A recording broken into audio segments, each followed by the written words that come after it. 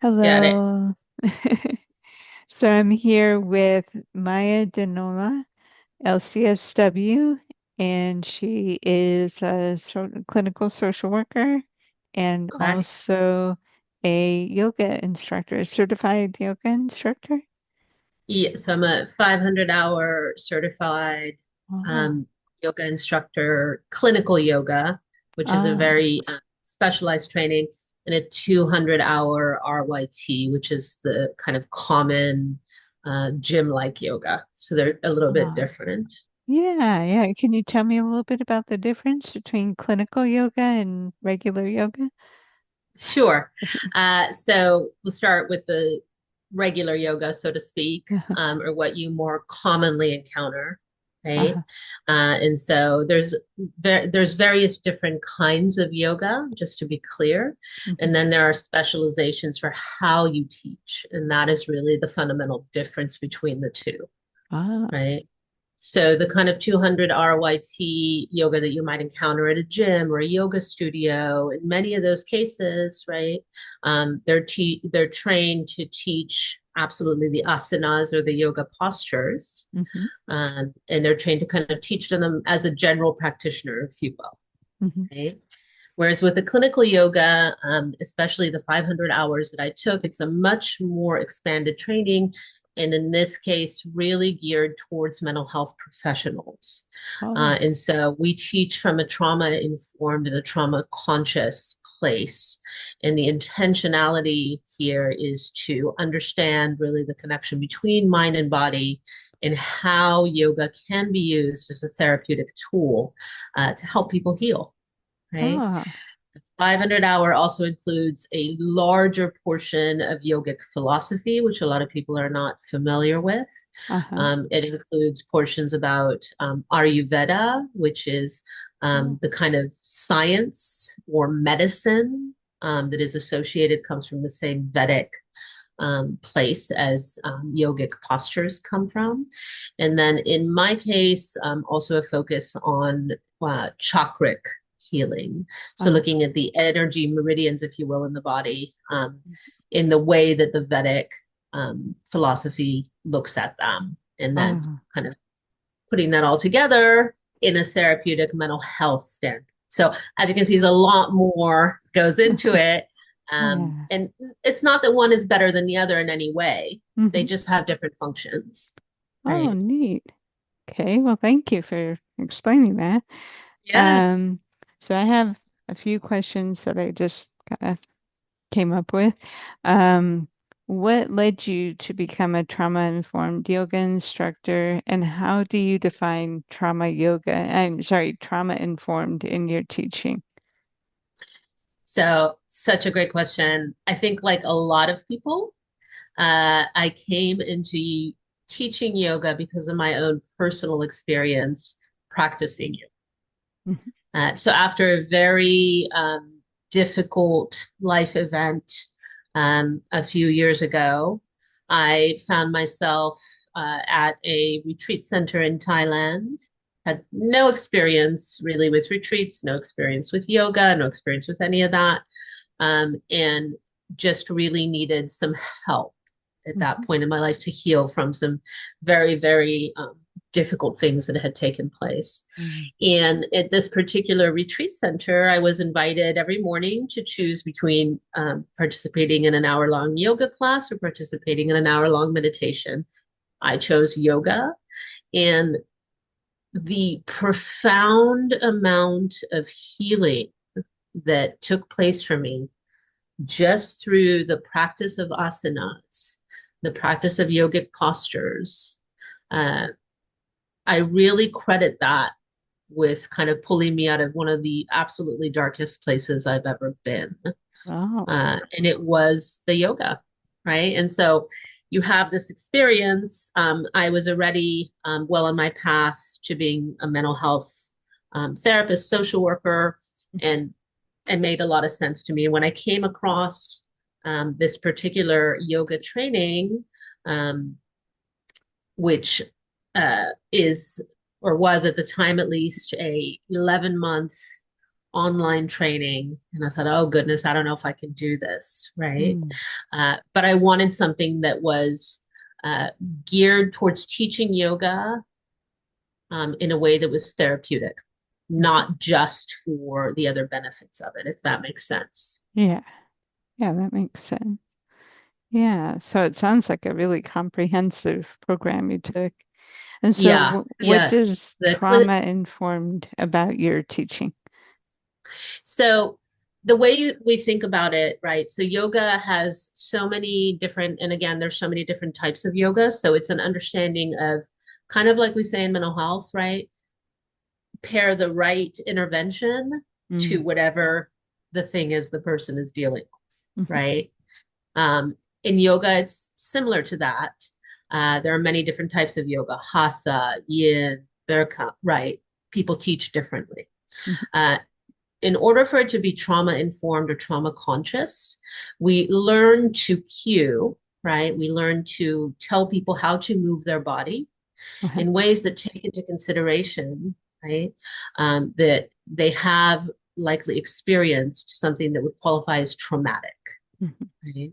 And so, since we accept the premise that memory is stored in the body, right? Traumatic memory is stored in the body. We accept the premise that if we cue in certain ways, right? So, if I was to say to somebody who, say, experienced sexual trauma, I want to use language that is not re traumatizing when I'm Ah, teaching them to yes. move their body, Mhm. right? So it has to do with the language you use. Trauma informed language is very, very different. It's invitational.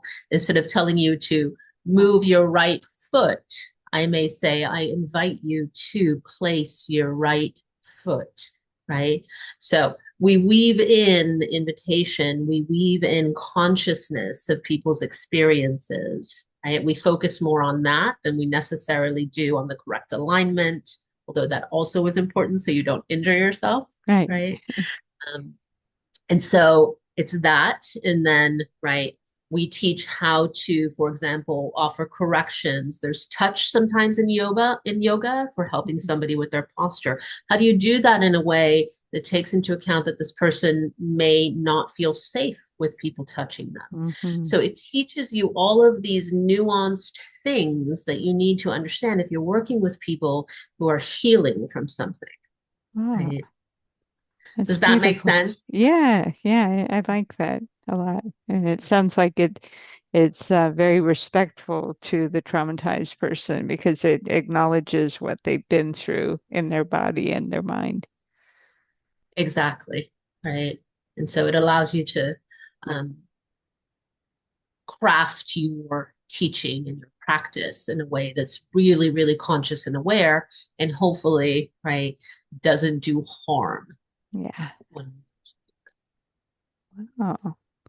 So how long have you been doing this, this type of yoga? Oh my I'm goodness, when sorry, did I get so? instructing it, I should say. Sorry. Let me see. I think I took the training in 2021, I want to say. Oh, 21 or uh-huh. 22.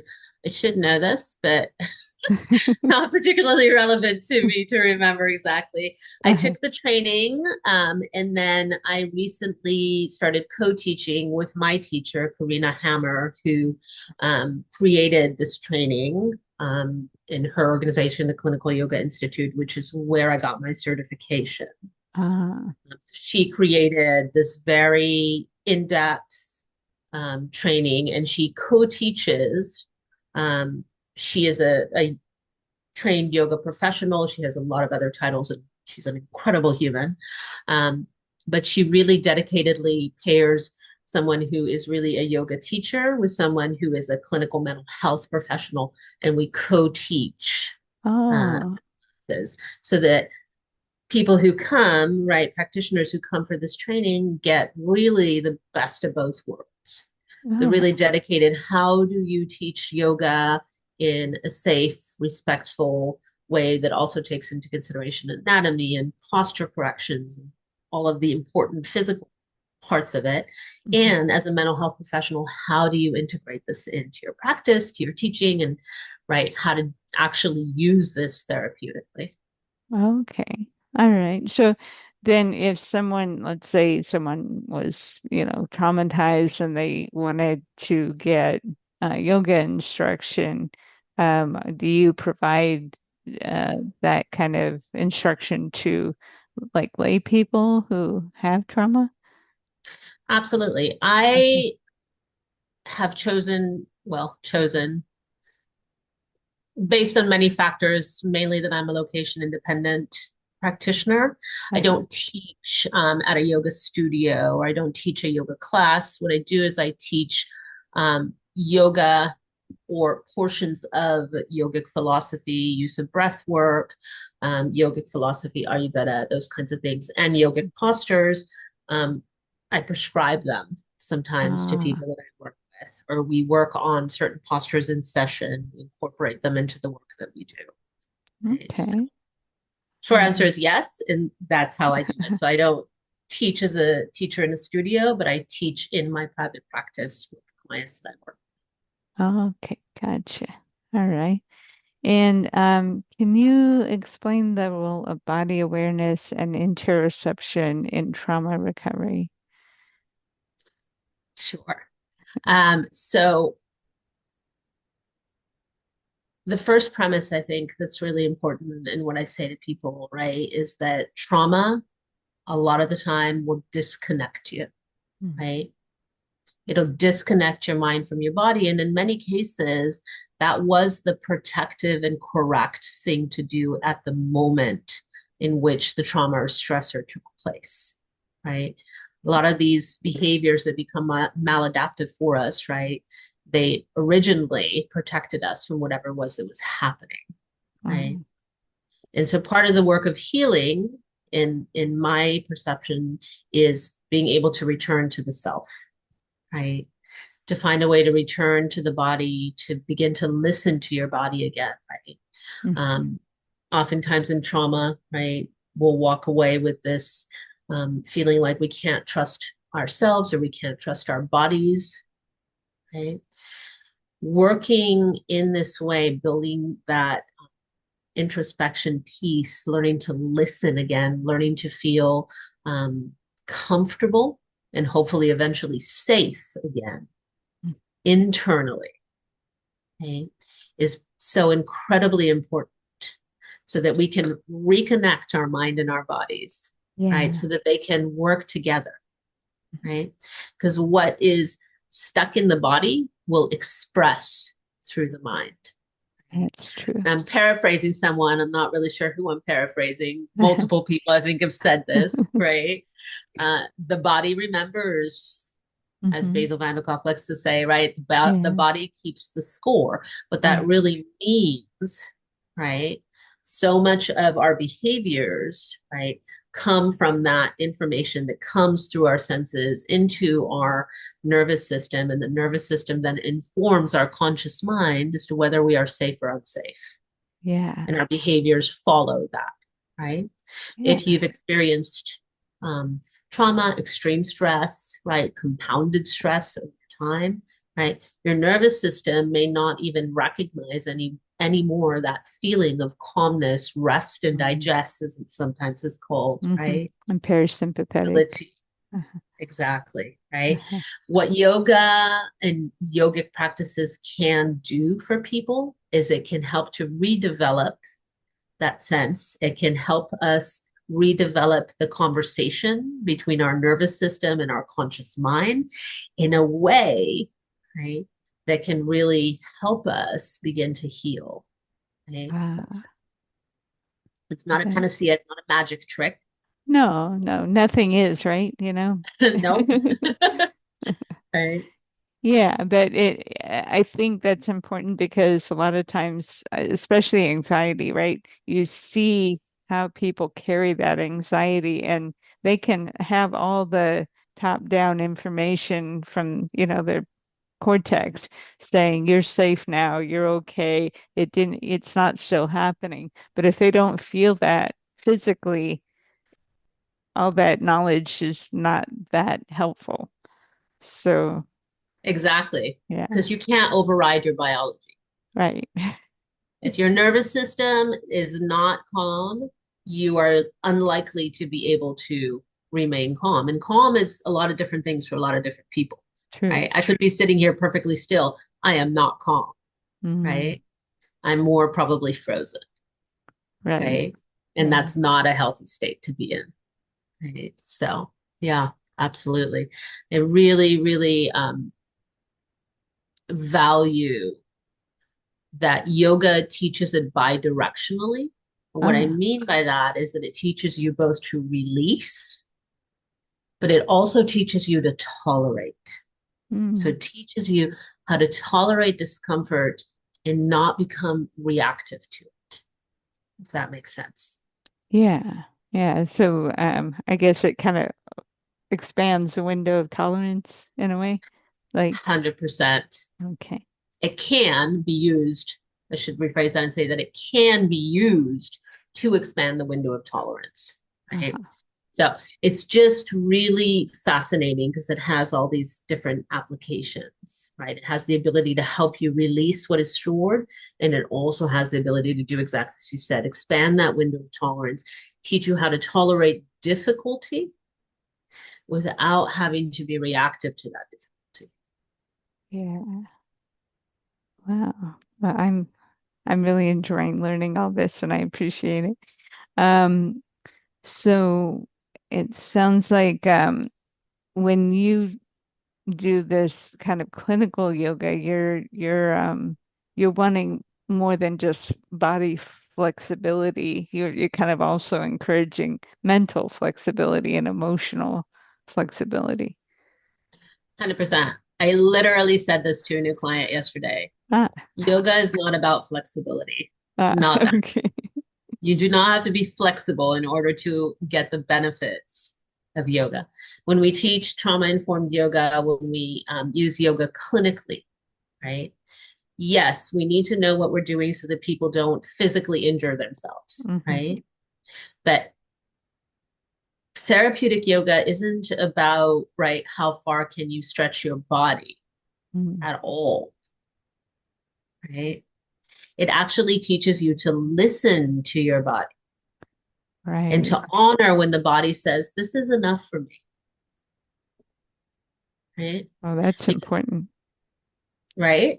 So many people who have been repeatedly traumatized, and maybe their primary response to that is more of a fight presentation, will Mm. oftentimes push themselves way too far, right? Oh, So, way past what their limits should be, way past what their body can tolerate.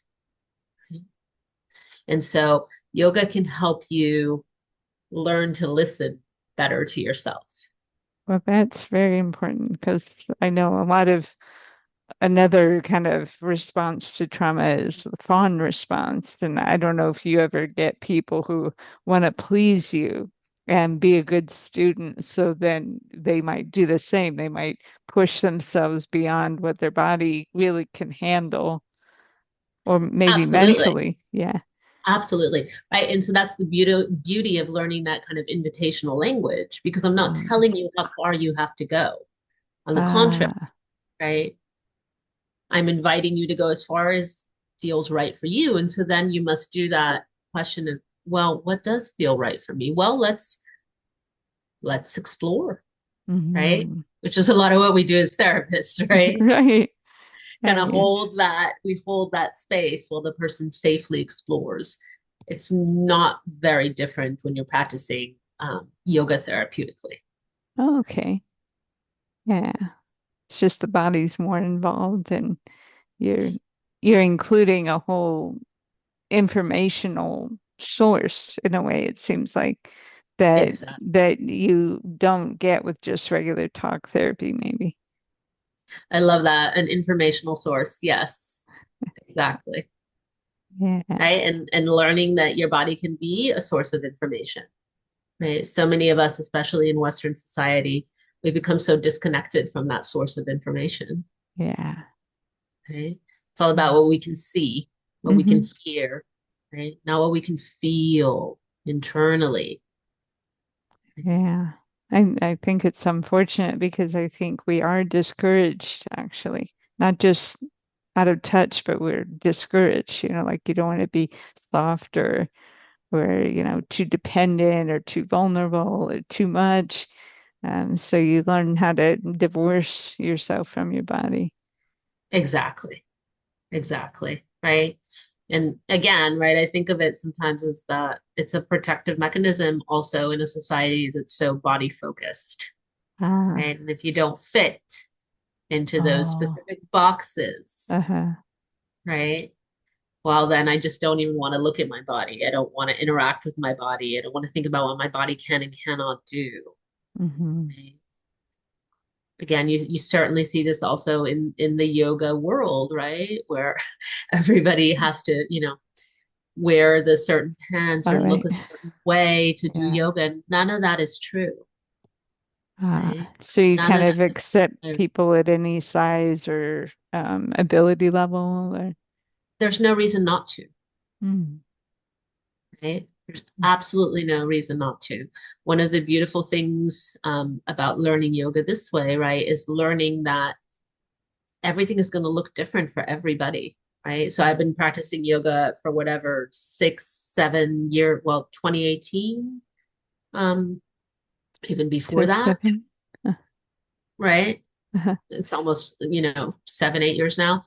um, and I still fall out of certain postures, and there are Mm, still postures that I struggle with, right, and postures that are just not good for me, mm-hmm, right? And so understanding that and giving yourself, learning to give yourself that permission. mm, It is not a perfect, it is a practice. mm-hmm. We practice yoga just like we practice therapy. Right. No perfect here, Yeah. I don't think perfect exists, honestly. you Um, know, despite all the messaging otherwise, right? so you mentioned some of the common misconceptions or challenges around using yoga for, therapy and therapeutic trauma recovery. Can you think of anything else that we haven't mentioned in terms of like things that people might come in expecting from, yoga for trauma? um, I don't know if this is necessarily a misconception, um, but I think it would be a mistake to think of yoga, uh, or trauma-informed yoga or therapeutic yoga, as a exercise, Oh, right? okay. You're not going running.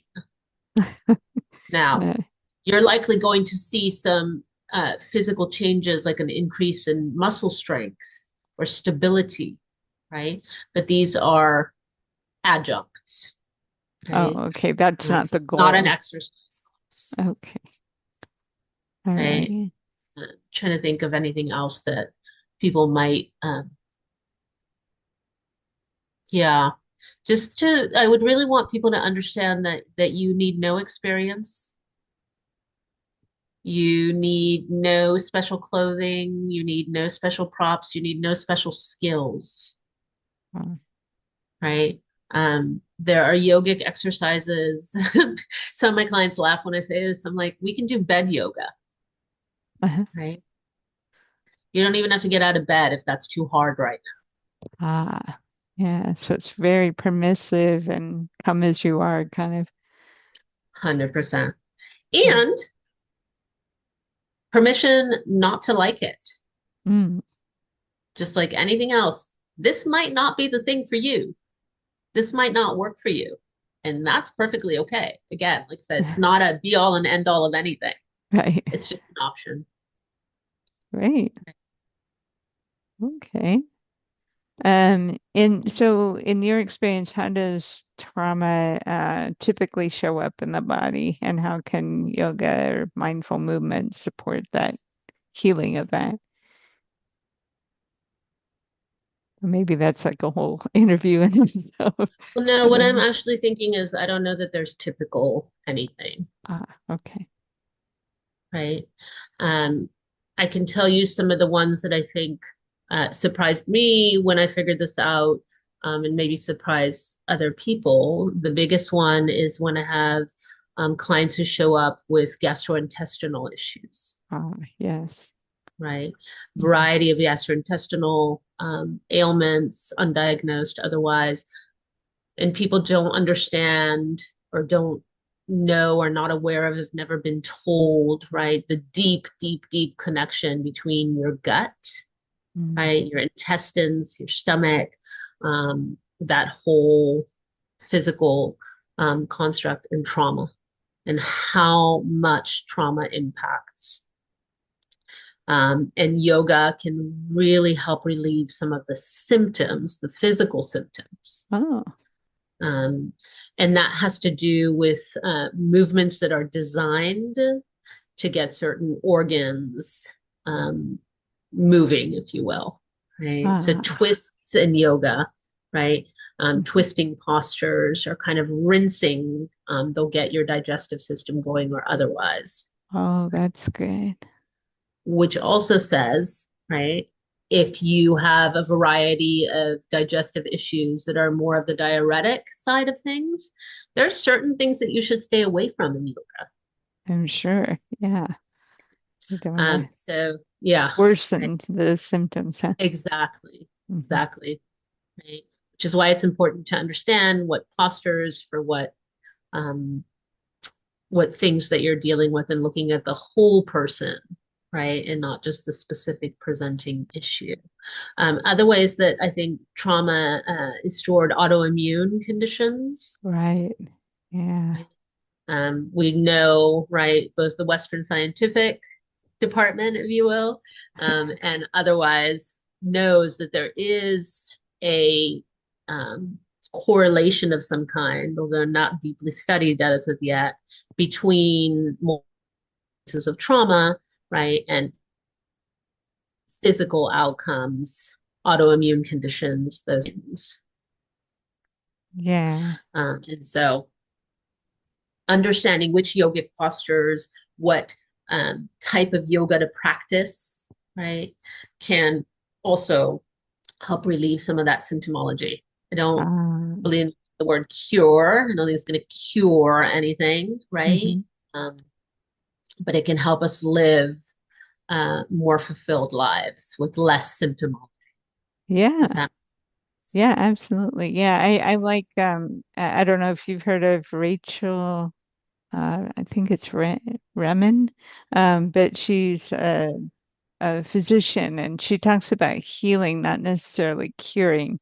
Like curing is like absence of all symptoms, and healing is more sort of like being with what is in your body and kind of allowing yourself. Rachel Naomi Remen, I think that's what her name is. Kitchen Table Wisdom. And she talks about, sort of like healing is more acceptance of the condition and allowing yourself to, live with it in a way that supports a whole life, a more supported life. I love that. That resonates 100%. Great. Okay. Yeah. So I don't know if I answered that, but I would say, trauma shows up in a lot of different ways, and everybody's body is different. So it's likely going to show up differently for you. Right. Right. So I just have two more questions, if that's okay. Sure. Yeah, Okay. I'm here. Okay.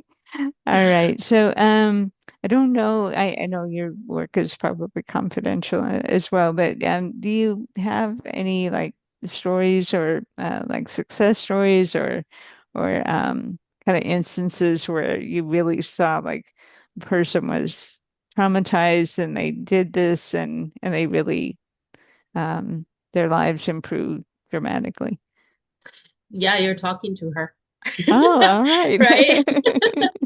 So I won't talk about my clients, Okay. just out of respect for them and their experiences. Mhm. Right? But I can certainly talk about my personal experience. Okay. Right? And look, the truth is, right, um, I still struggle with my own things and the remnants of my own stressors and traumas. Yoga didn't again, there's that word, cure me of anything. What it has done for me definitively is it is really aided me on my day to day in being able to manage these symptoms. And I know, right, if I get up in the morning and I have my yoga ritual, and for whatever reason I'm not able to follow that, right, it makes my day more difficult and more challenging, both psycho-emotionally and physically. Right? Yeah. Like I said, that first experience, Mhm. um, I had gone to the retreat on the heels of a very traumatic event. The healing that I experienced through the yogic practice helped me heal hurts that were so earlier on Mm. than the thing that had brought me there. Yeah. It just went directly to the deepest, poorest parts where I had stored things that I didn't even know that I had stored. And Wow. this is a repeat experience that I have with yoga, which is why Mhm. I'm such a proponent of it, right?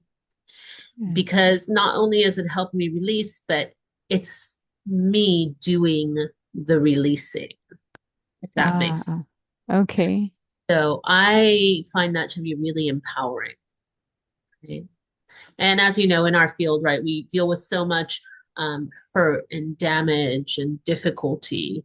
And I think that we sometimes neglect to also highlight the other part of it, which is that empowerment piece, that resiliency piece. Yes. Yoga has returned me in many ways back to the person I was before life happened with Oh, all of its wonders and not so wonderful things. It yeah. has helped me feel like I have returned back to the core, right? And your Oh, core is good, right? For all of us. Right? It's the things that yeah. come afterwards that shift us, right? Bump us off course, Yeah. right? Move us from who we originally really were. Right? That kind of innocence that people see in children oftentimes, right? Right. Right. The kind of spontaneous aliveness that you have. Yeah. And so So that's the core, that's the essence. that's the essence to me, right? Mm. And the empowerment that comes from that release, because nobody can do yoga for That's true. you, have to do it, right? Yeah. And so if your experiences have taught you that you have no agency, if your experiences have taught you that you cannot control your body, Mm. yoga can help heal those beliefs. It can help return that agency to Yeah. you. Yeah. I can It see where has that to would me. be very healing. Yes. And I'm glad you went on that journey. Me too. Right? The things you never knew were going to happen. Did you ask me prior to, will you go on a yoga retreat? I would have probably said, no, I don't do yoga. Thanks. Ah, I'm not flexible like that. I'm not strong right. enough. I don't know what I'm doing. Right? Yeah. So you're showing that you don't have to know any of that stuff. You just have to come and be willing to participate, huh? Exactly. Right. And that's the nice thing about being in a trauma informed or therapeutic yoga setting. It can also help with reducing some of those anxieties that people have about coming to a yoga class. Hmm. Right? Well, everybody else is, doing handstands and, holding themselves up by their pinky. Right? What am I doing here? It's not like Yeah. that. Or I have to look a certain way. I have to wear, tie-dyed leotards and be thin Exactly. and all that. So, Exactly. okay. Exactly. All right. So what advice or resources would you offer to someone exploring yoga as part of their trauma healing process? I would say first and foremost, find the right person. Hmm. Right? Much like with finding the right therapist or mental health coach, right? It's about the right connection. Right? So seek out somebody who speaks the language of trauma informed or trauma conscious yoga, Hmm. right? And there are certainly practitioners out there in studios, in gyms that speak that language, right? Seek them out. I think it will just be a helpful experience, right? If you're wanting for your own practice, right? Versus online, really, really wonderful yoga partners who have videos online. My teacher, Karina Hammer, you can certainly find her on YouTube. There's a wonderful yoga instructor who has a lot of free content if you're just trying it out, see if this is something that can work for you. Her Mhm. name is Sarah Beth, Sarah with an H. She has a wonderful YouTube channel. Okay. She does a lot of trauma informed yoga that you can practice at home on your own. Um, Certainly, you're welcome to email me, and I Uh-huh. can try to guide if I'm not able to directly take someone on. Uh-huh. And for those who are mental health practitioners who are interested in incorporating yoga, I Hmm. really, really cannot recommend enough Corina's Clinical Yoga Institute, and people Okay. can look it up online. It's Uh-huh. clinicalyogainstitute.com. Um, that program is specifically geared towards mental health professionals. Okay. It's kind of like a master's level course, whereas Wow. you can take a regular RYT, which is just the most commonly known yoga Mhm. umbrella. It doesn't actually have any meaning. 200-hour, and you can go to a gym or a studio and start teaching. That's perfectly okay. Mhm. Um, the Clinical Yoga Institute is specifically geared for mental health uh, Um, professionals. It's a master's level yoga training uh, wow. that offers Okay. a lot more. And that's And what you so got, right? that's where I've gotten my training and where I currently co-teach. And so I would say that. But above and beyond anything else, I would say just try to give yourself permission to start somewhere. Ah, that's good Right? advice. Just permission to try it out. And again, Great. right, we live in the age of the internet and everything is streaming. There are many, many, many different instructors you can find online. But I would look for those key kind of terms: trauma Uh-huh. informed, trauma Hmm. conscious, trauma sensitive. Um, Someone who describes themselves that way is likely to be a better gateway. And if you want Right. to go from there, right, and expand into, kind of the more acrobatics side of things, and yoga just becomes a fun thing that you do because you enjoy the practice, that's also good, Uh-huh. right? Yeah. Wow. Well, you have given us a lot of information, and I am very appreciative. And so please, go ahead and email me your contact info. And where are you located? Um, So I'm oh, mostly in California, but I am location independent. So my entire oh, practice is telehealth. oh, okay. Um, mhm. It's very, very possible to do yoga via health and via video. Uh-huh. That's what I do with my clients, based out of California. That's where my clinical license is, and so Okay. All right. but I Well, travel the world, so you'll find me in various different places. oh, neat. Well, thank you so much, Lisa, Maya, it's been my pleasure. Thank you. and I'll go ahead and stop recording here.